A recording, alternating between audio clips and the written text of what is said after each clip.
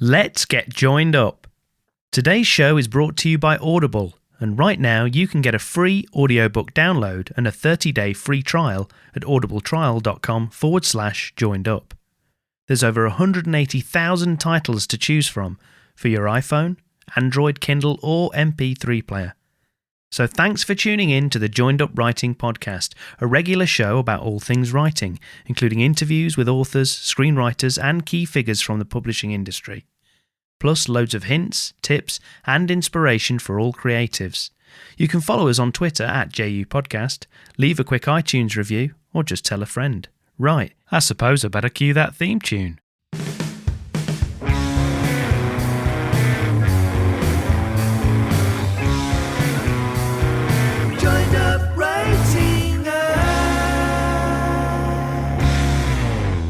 Yes, hello and welcome to the Joined Up Writing Podcast, where a little procrastination can go a long way. I'm Wayne Kelly and it's episode 131, with Matt Wallace joining us as part of his Savage Rebellion virtual tour. He's written everything from sci-fi to fantasy, middle grade fiction to screenplays and even scripted video games, so it was a fun and interesting chat.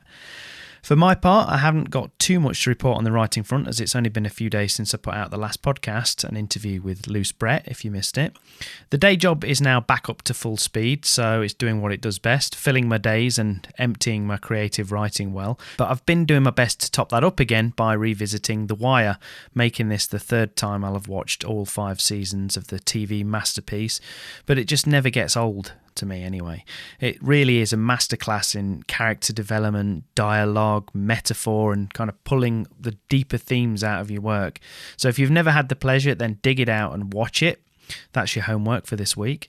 My homework is to get my novel back on submission, so that's what I'm going to be doing. No more doubting and dithering. So if you're an agent or publisher listening and you're looking for some contemporary British fiction told from the perspective of an irreverent older criminal, get in touch, drop me a line.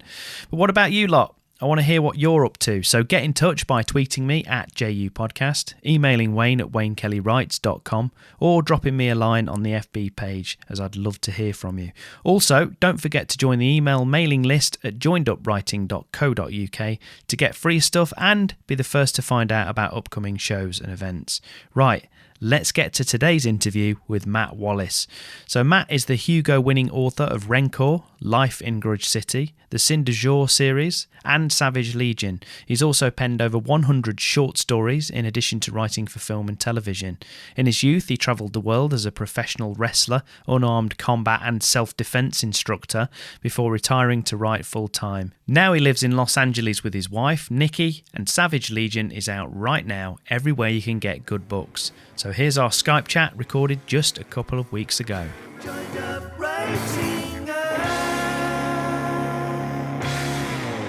Thanks a million for joining me on Joined Up Writing, Matt. Really appreciate it. So why don't you just start off just by telling us where you're speaking from and give us a bit of a sense of, global pandemic aside, how things are going. Podcast interviews are so much fun these days. I'm in the sleepy little Southern California town of Placentia, which is in Orange County, which is a little south of a broader marker than that. And we're getting along as best we can down here. I've been mostly proud of my neighbors. We're all still wearing masks despite the fact everything's opening up way too quickly. Mm-hmm. So yeah. We're trying to respond. We're trying to be as responsible as we can under the current circumstances. And how have you found, has it kind of affected creativity and what you've been up to? How have you been getting on as regards that? I mean, it's tough. It's with everything going on, they come and have been in lockdown in the pandemic, protests going on and everything. It's very hard to hard to shut out the outside world and focus on your insular creative life. But it has to be that way sometimes, man. There are important things going on right now, and we all need to be participating in any way we can. It's a little extra tough for me because my day job is also creative writing. I write for video games, so. Right.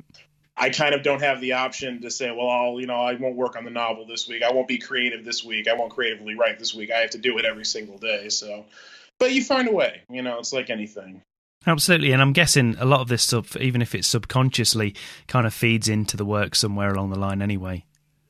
It definitely does. And I mean, that's been going on for a few years. And I feel like everything I write in the last few years tends towards rebellion in some way or another. It's just kind of baked in with everything going on over here in the States. So not a bad thing. I think part of our job is to filter, the real world through our own lenses, whatever those lenses are, whether it's science fiction, epic fantasy, whatever you're doing, that it's going to bleed in a little bit, and it should, and it's in context. Absolutely.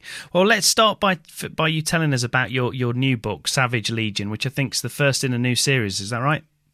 It is. It's the first in the Savage Rebellion trilogy. Again, coming back to the Rebellion. There it is. Savage Rebellion series.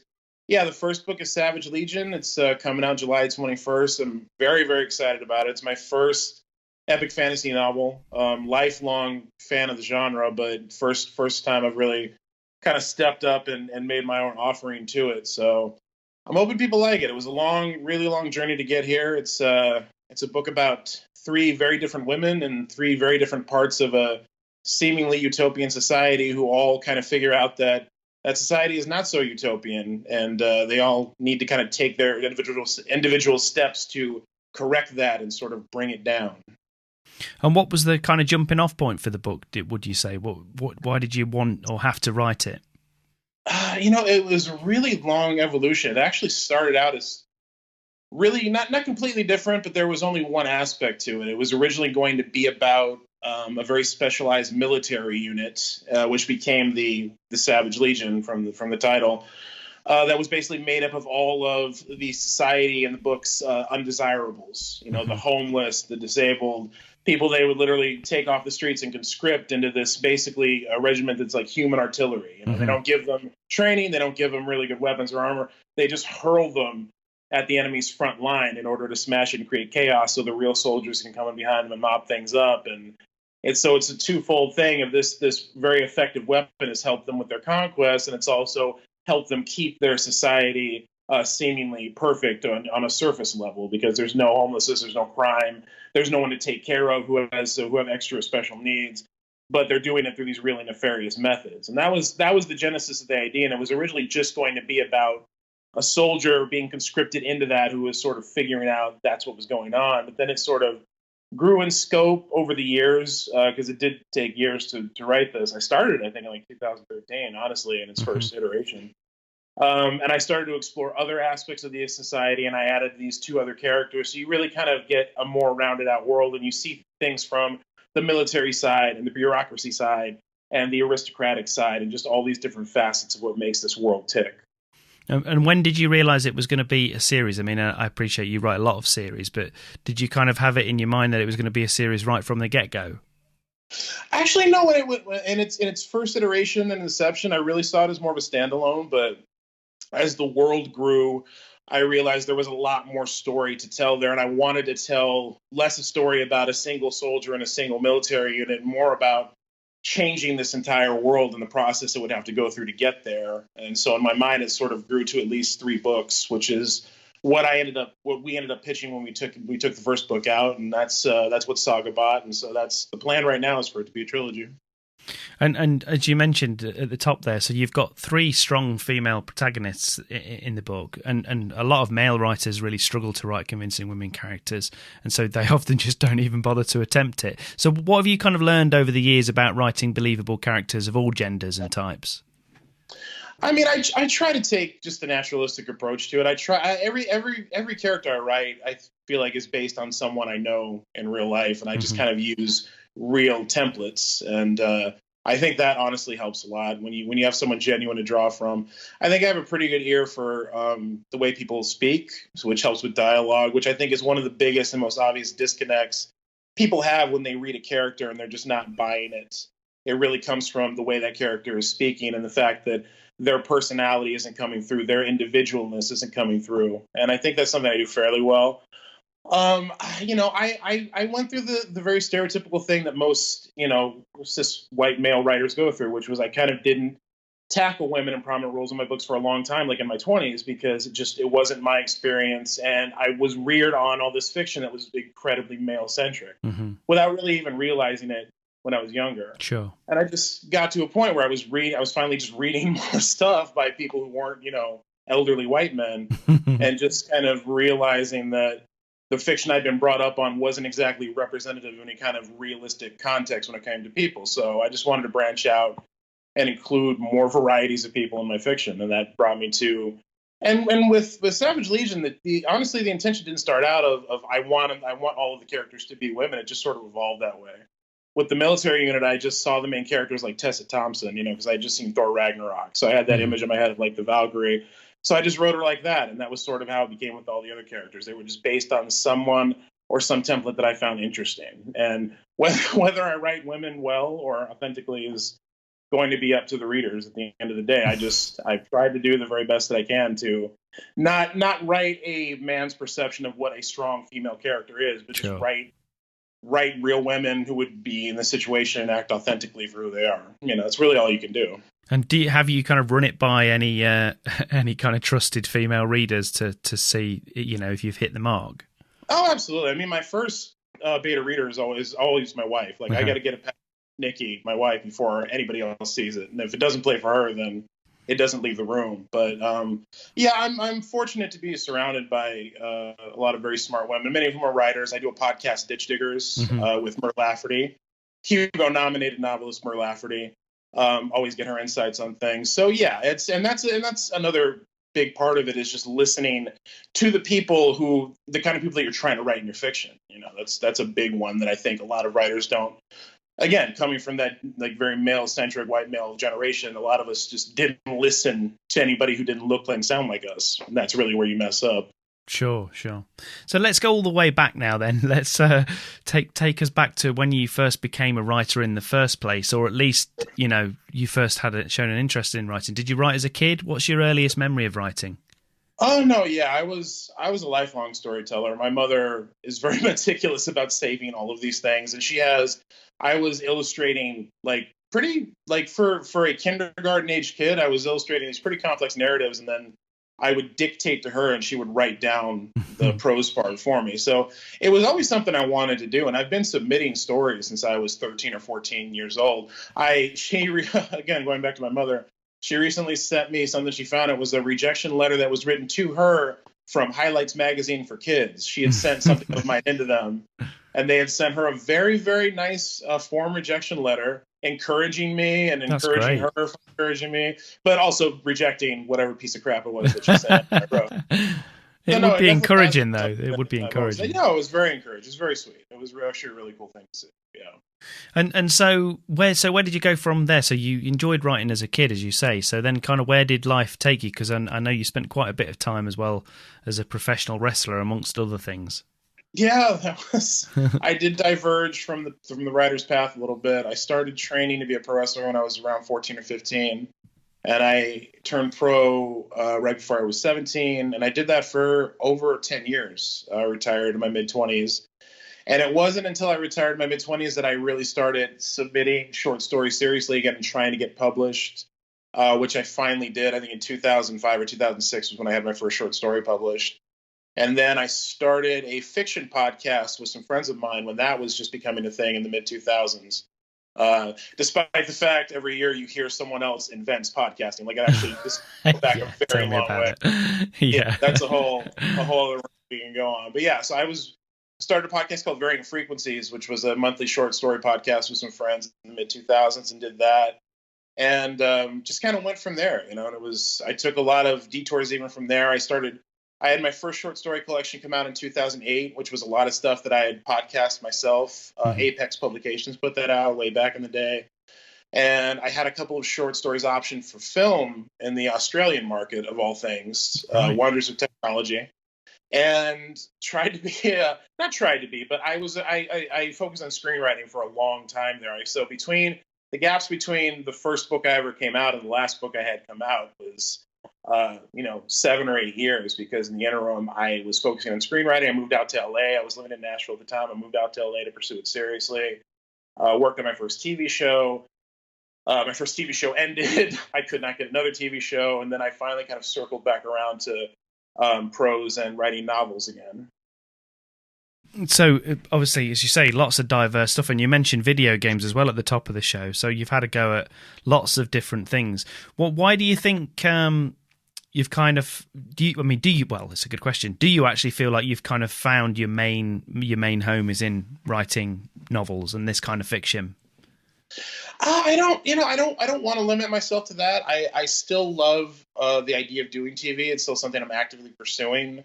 I've written features. I got into video game writing. I've only been in the video game industry for about a year, but I'm really enjoying that. I've been working for An Exile Entertainment, and that's a great medium. I've always loved video games. So novels right now is the thing I'm having the most success with, and I love doing books, but I still like the idea of transplanting those ideas and those stories into other mediums. That's still something I'd like to do. So as far as a home, I just consider writing my home. I've always been a freelance writer, and the reason I've done so many different things is mostly because of the money thing. Sure, It's very hard to make money writing. So being that is like my only marketable skill other than letting people bash me in the head with chairs, which I can't, you can't make a life out of that at the end of the day.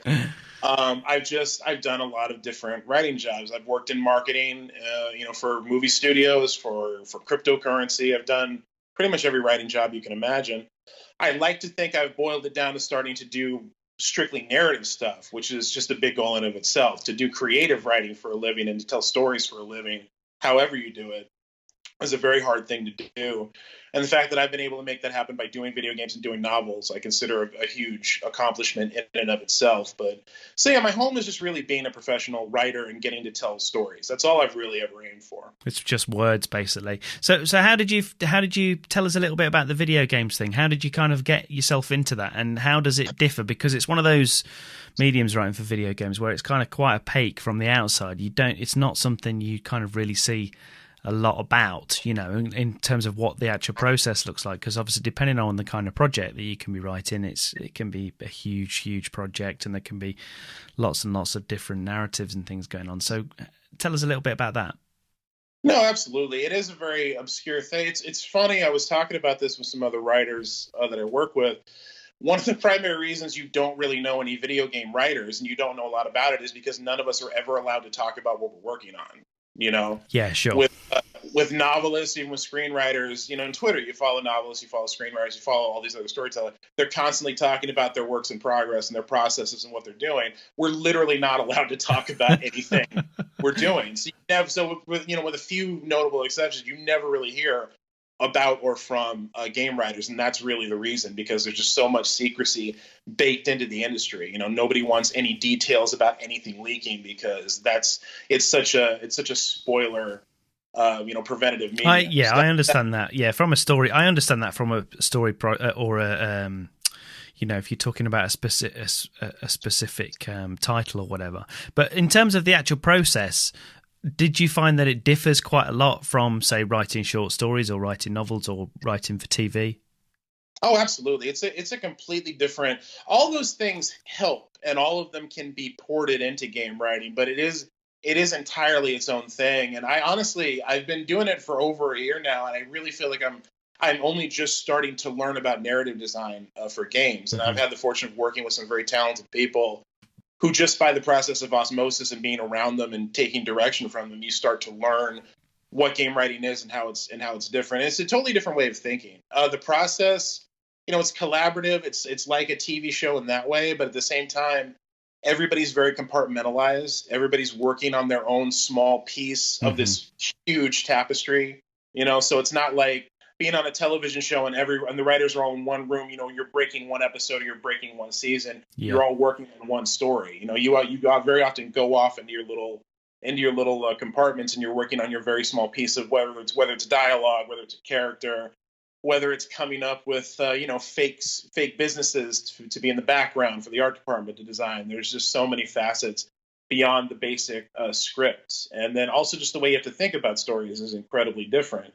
Because when you're dealing with a movie, when you're dealing with a novel, you're focused on story in terms of characters and the character motivation. When you do games, you have characters, but you also have players. Yeah. And what you quickly learn is there's a huge difference between creating character motivation and player motivation, and giving players agency in a game. And that was a one of the first and biggest lessons I learned was to start thinking in those terms. And it's very hard to do if you don't. Of course, because usually it's your protagonist that you're giving the agency, and it's often a problem when people first start writing, as you say, books or short stories. One of the biggest problems that a lot of new writers have is not having that agency in the characters, not giving them that agency, and just having a bunch of stuff happen to them. But it's kind of a bit different with video games, as you say. Yeah, you have to layer it even more so. It's important to give your characters agency just like you would in a story, but then you also have to think of this third person perspective. We were in story terms, it's like if you think, okay, well, this character, their whole arc is about reconnecting with their father. That's their motivation. That's this character's motivation. Then you have to think, well, what if the person playing that character doesn't give a shit about reconnecting with their father? Maybe they don't like their father. Maybe that's something they're not going to be interested in. Yeah. You have to think of how do we make this a more universal, immersive, experiential thing other than just a narrative you're following. And it's an interesting time right now for that because, they just had all the PS5 announcements a little while ago. Yeah, I watched it. Yeah.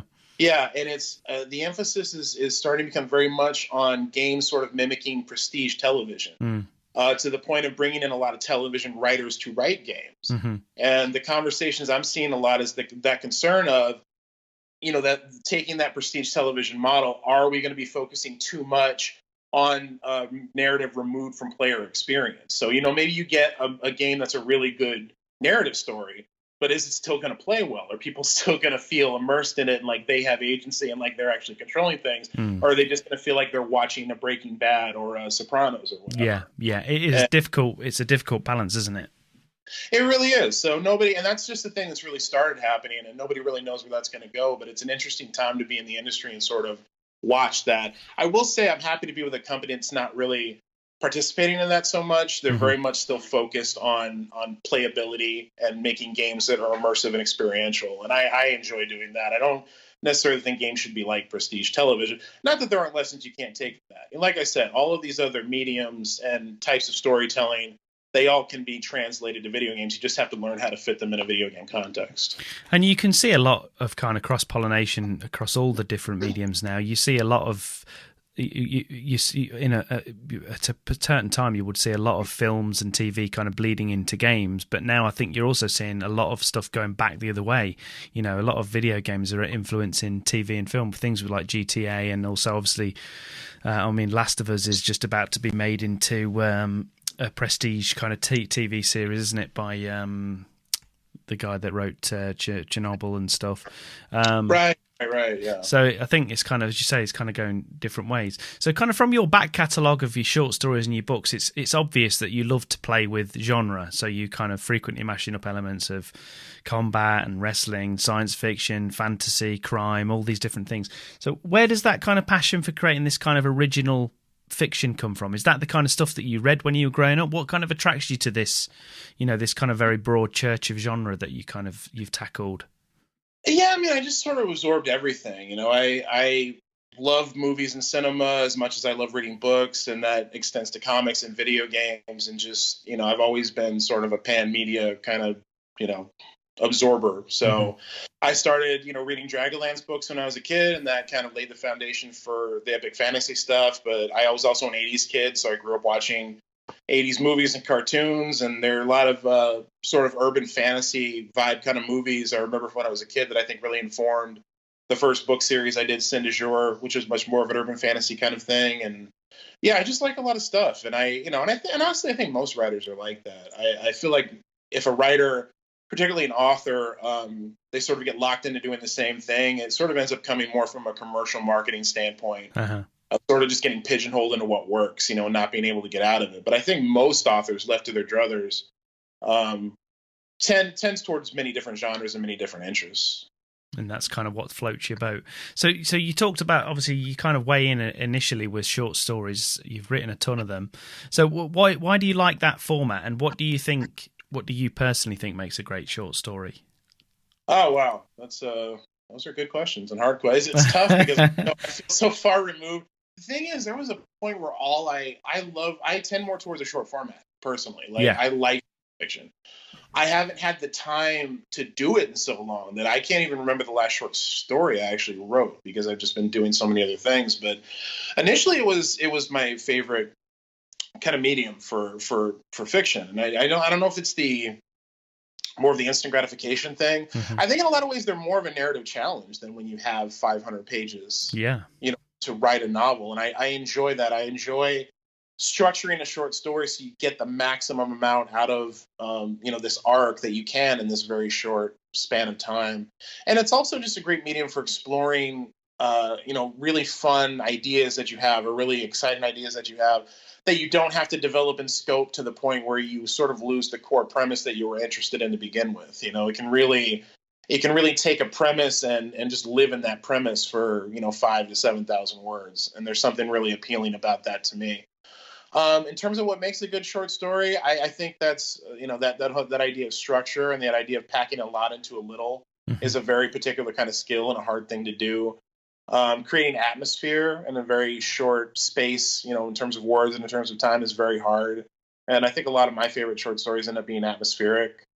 But a lot of times it's the idea that excites me. When I think about like my favorite short stories, I think of like Ted Chiang stuff, or like Tim Pratt's Impossible Dreams, which was one of my favorite ones.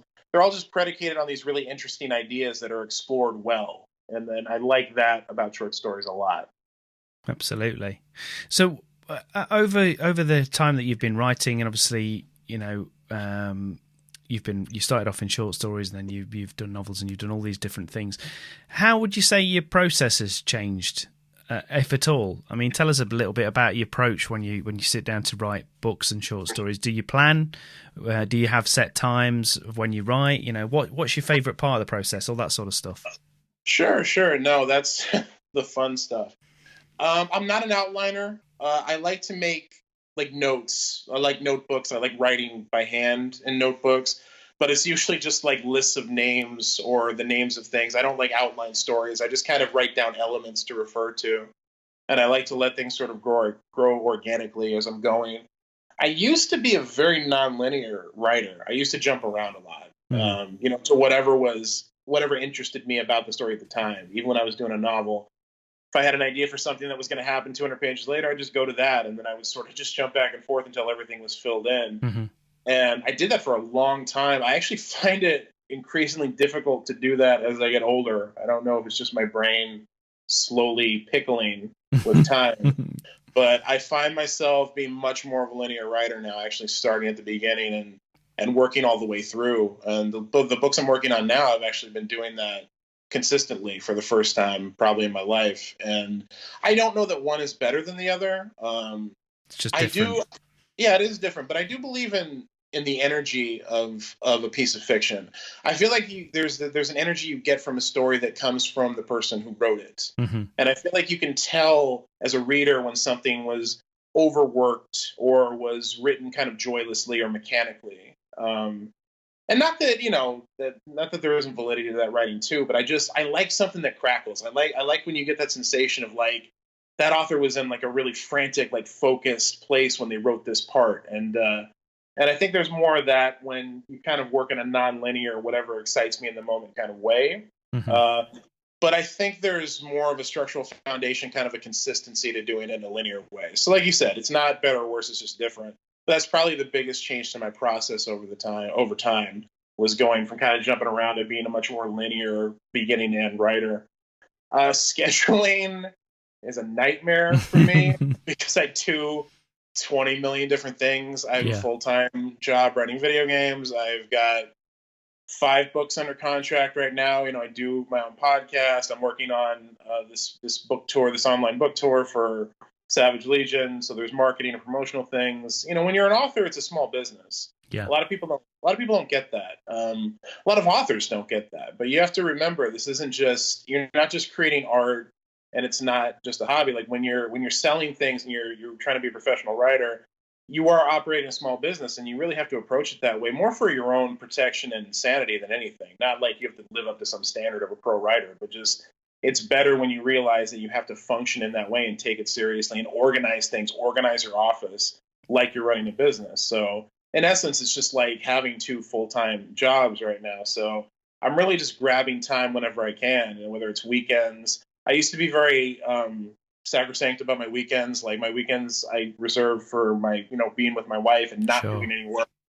But lately I've had to kind of bleed my novel writing or, into that because my weeks are just so full. So I wish I had more consistency of schedule. I really do. But you kind of got to work with what you got. So I just sort of do whatever I can around whatever else is going on.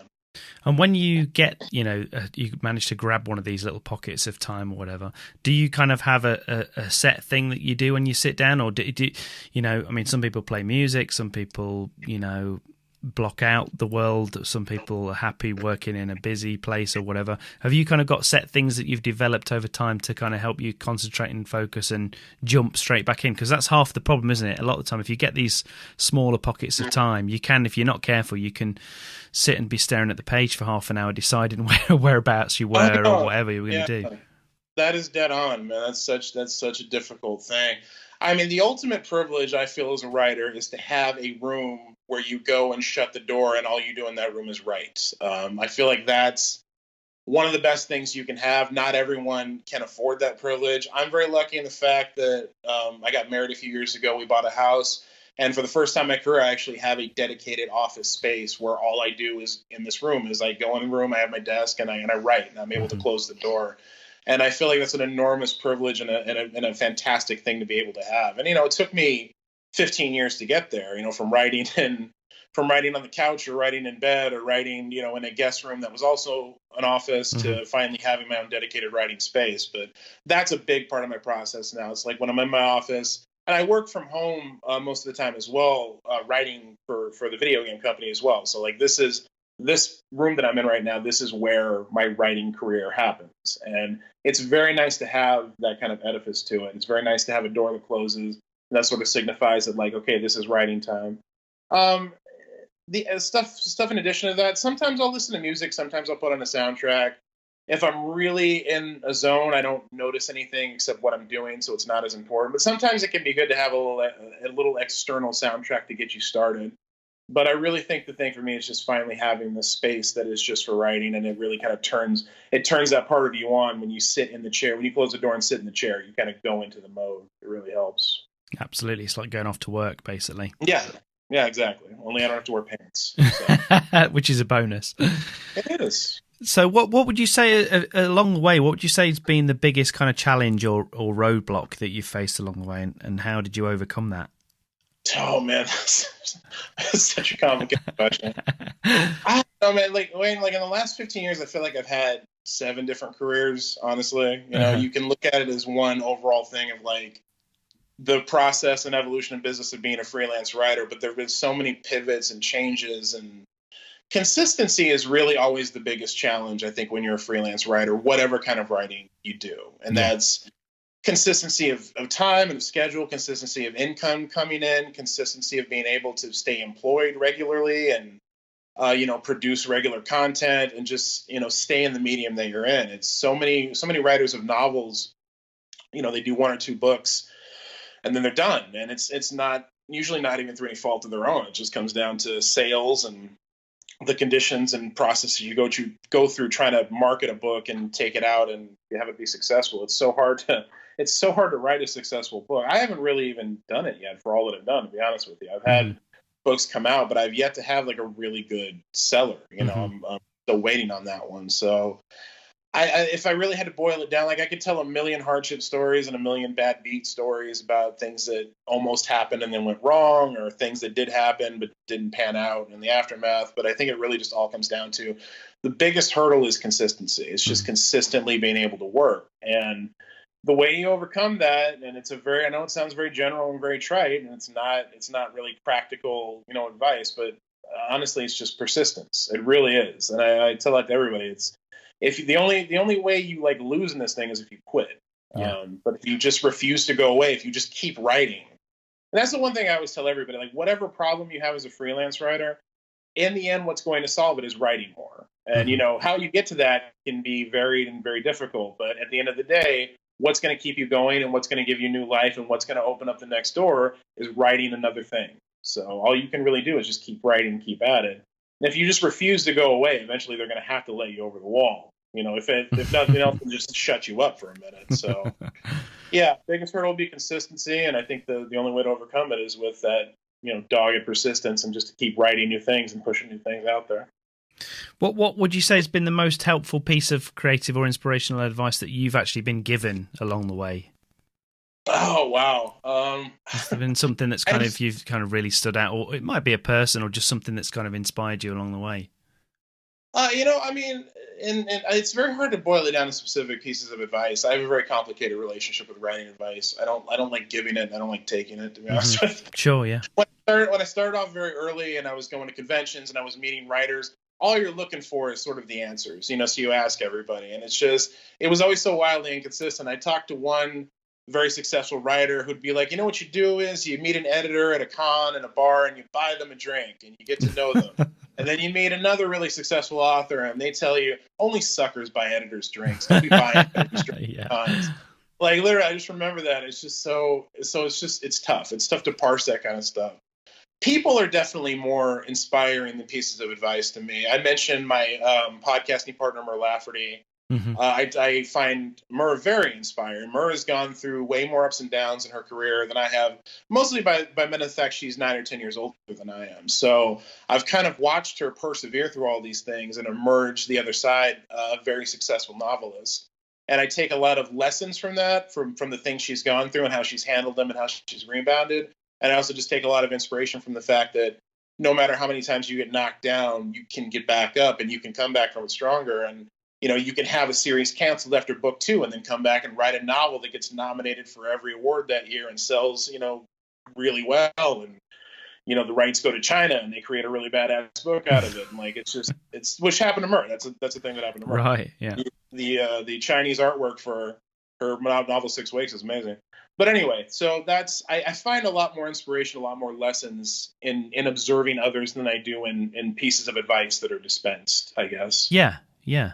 One other thing that interested me when I was doing the research for this was your Sin du Jour novella series. Tell me a little bit about that. But yeah, that was a series of 7 novellas that I did. It was short books. That was when Tor.com Publishing started doing its line of novellas back in 2015, I want to say. And I was fortunate enough to sign with them for a couple of books, and they liked what I did, and I actually got to complete the whole series because my original concept for it, and this was, looking back, this was wildly ambitious to pitch them because I literally pitched them a 7-book series. They hadn't even launched their first line yet, and I'm like, let me write 7 books for you. It'll be great. And the idea was each book would be named and themed after one of the deadly sins. So there are 7 books. It starts with Envy of Angels back in 2015, went all the way through to Taste of Wrath in 2018, and it was just a really fun. I was just trying to write something fun, man. I had a lot of kind of tough years, and I just wanted to write something where I could just be as out there as I wanted to be. If I wanted to have a giant, 10-story chicken stepping on people, I could do that, and so I came up with this world that was, and I also, I've always been a big foodie. I like to cook, so I wanted to write something about the food world as well.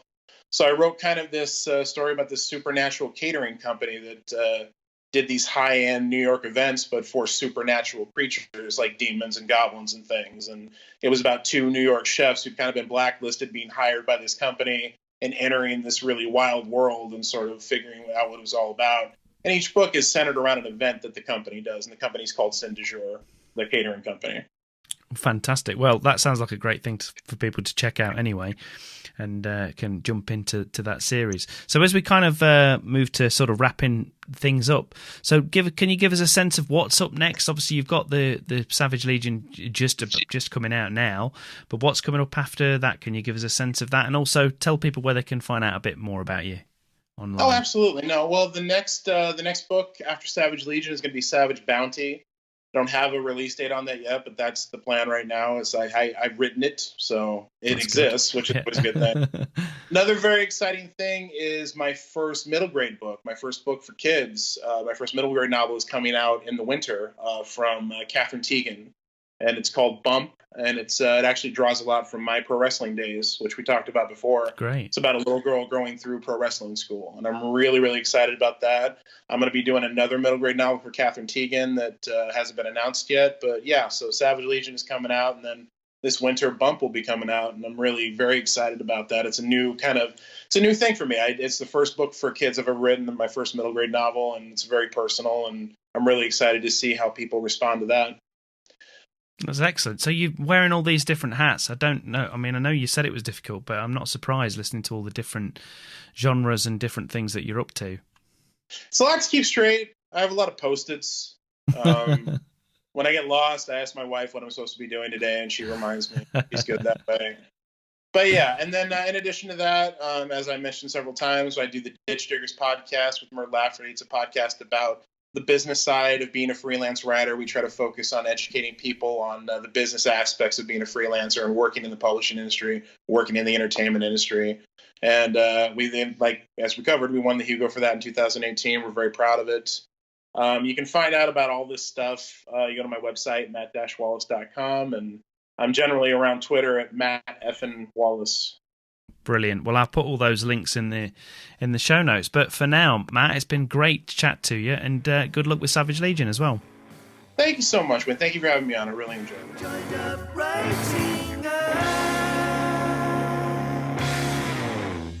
So there you go. Thanks again to Matt Wallace, and don't forget to grab a copy of Savage Legion and check out his back catalogue too. I'll put all of those links in the show notes over at joinedupwriting.co.uk. That's it for this week, but don't forget you can find the entire back catalogue of interviews on the website. Make sure you subscribe at Apple Podcasts, Stitcher, Spotify, Overcast, YouTube, or wherever else you get your podcasts, and then you can have the podcast downloaded automatically every week. Also remember to leave us a nice rating and review on Apple Podcasts, because it really does help others find the show, or you can just tell them in person, old school.